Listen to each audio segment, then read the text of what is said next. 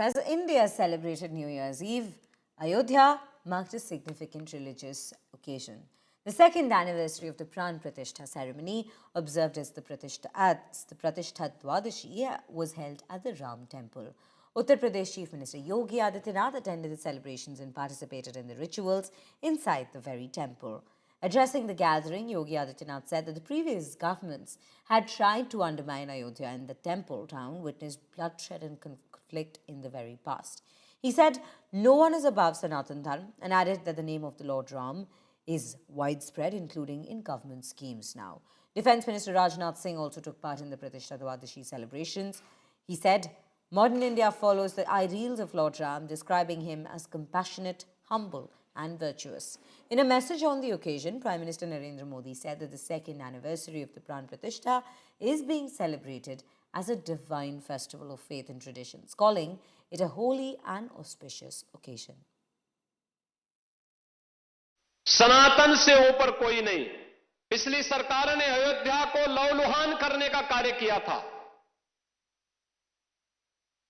जिस अयोध्या में कभी संघर्ष नहीं होते थे, उस अयोध्या को लौलुहान करने वाले लोग, उस अयोध्या में जिनके शासन में आतंकी हमले होकर के अयोध्या को लौलुहान करने का प्रयास हुआ था, लेकिन प्रभु की कृपा और बजरंगबली जहां की रक्षा स्वयं कर रहे हो, वहां तो भूत पिशाच से निकट नहीं आवे महावीर जब।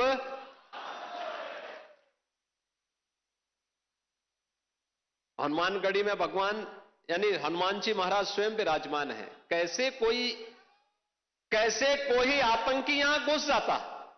कुछ लोगों ने अपने निहित स्वार्थ से मजहबी जनून और सत्ता की तुष्टीकरण की उस निकृष्टता में पड़ करके अयोध्या को भी उपद्रव और संघर्ष का एक अड्डा बना दिया था।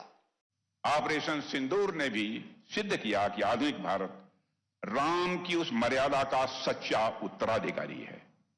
राम विनम्र हैं, राम शीलवान हैं, राम कृपालु हैं, लेकिन जहां आवश्यकता पड़ती है वहां वही राम अजान भुज सरचापधर संग्राम जितखर दूषणम, यानी राम जी वहीं दुष्ट दलन की भूमिका में भी आ जाते हैं। ऑपरेशन सिंदूर के दौरान हमने भगवान राम की उसी प्रेरणा के तहत ही काम किया है।